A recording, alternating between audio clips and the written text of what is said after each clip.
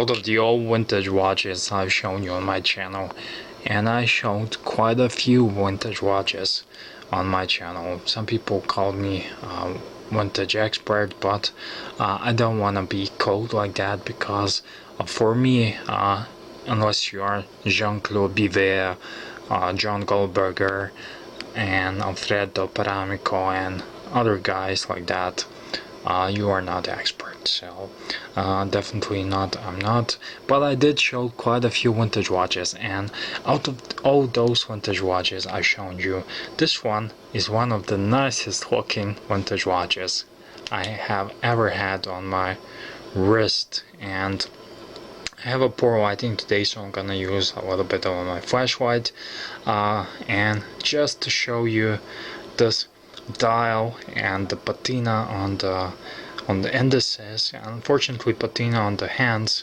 has deteriorated, has gone, but you can see this nice yellowish aged patina, which truly aged. It's not one of those modern colors patina, which I like also, but this one's truly aged, and it's really nice.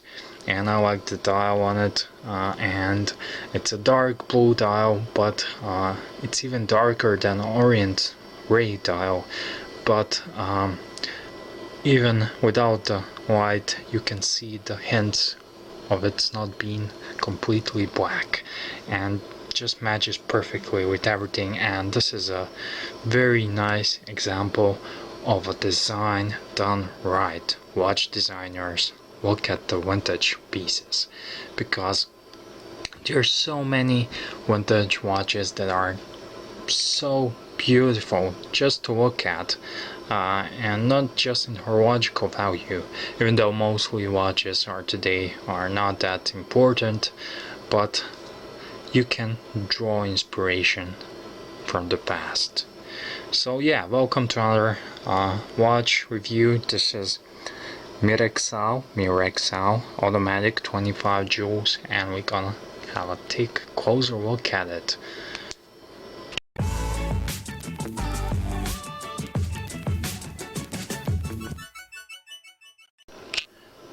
So yeah, I already showed you this nice dial, but there are so many things I like about this watch, and one big thing I don't like about it, and that thing is that this case of this watch was not made from stainless steel. So when you look at it, when I saw it at one of the dealers, it was just, oh my god, this looks fantastic. And so I had to play cool, so I don't overpay about it. And but when you turn it around, you see the gifts of the consequences of those chrome plating and the cheap bastards they were in back in the days, and that was their favorite way to save money. They make I think this is a brass case, and they are just chrome plated it. Good news is that you can re-chrome it. You can fix you. There are people who do that, usually car guys, but there are guys gonna do it on the smaller scale. So you sand out all this chrome from the case and re-chrome it, and then it looks like perfect.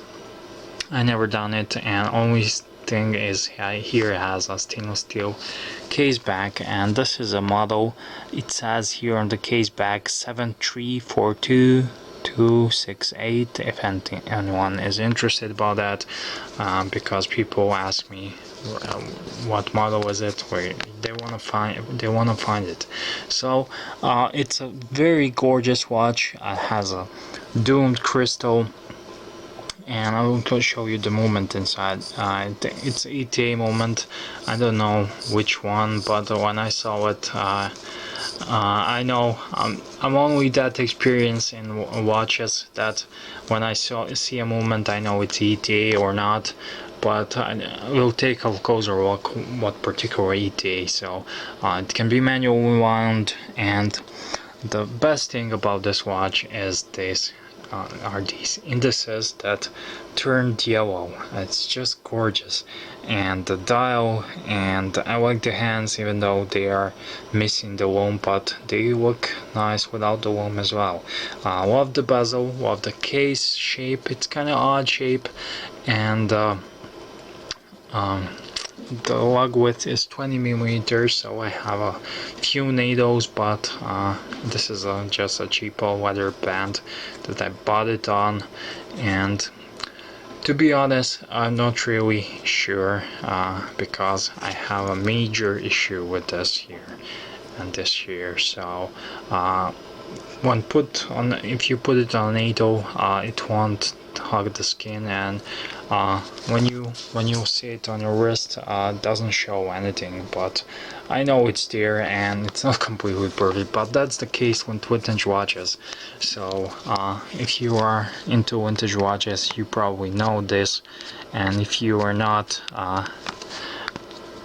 I'm yet to see a vintage watch that is fully perfect. So they're always missing something, at least move service of the moment, and that's the best case. But usually you need to change a glass, or they are not just perfect but brand new. And I want to show you the movement. You can see this is one sexy looking ETA moment, and I'm just gonna use my magnifier and to check out which ETA is it. So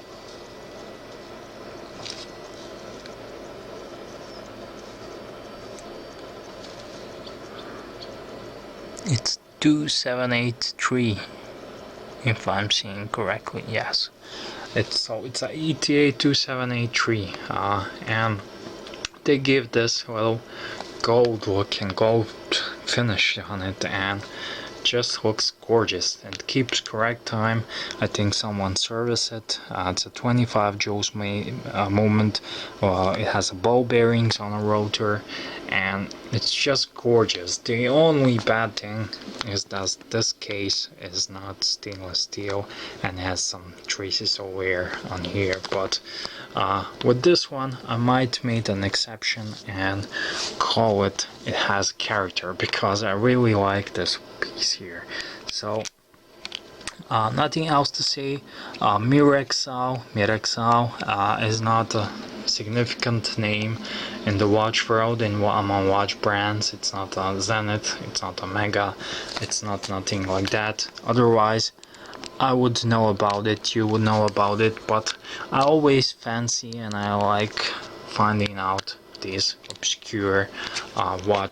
So yeah, here it is on the NATO. I'm not the biggest fan of NATO straps, but you gotta admit, sometimes they just work great with certain watches. And I think that this one will look better on one of those vintage straps you have, and ideally I wanted to put it on this little tiny mesh bracelet, but it does not fit. You have to bend this, and it's not completely straight, and it was a pain to put a needle on it. I had to put a needle on, but I think this gray one just looks fantastic with this watch. So yeah, I'm edcgunner, showing you another vintage gem, and I think that I can overlook that the case is chrome plated and just enjoy this little gem of a vintage watch. So I like it. I don't know, what do you guys think? Do you like it? I think it's just perfect example of a great design. So yeah, so I'm edcgunner. Thank you for watching. Please like this video, share, subscribe, and see you in the next one.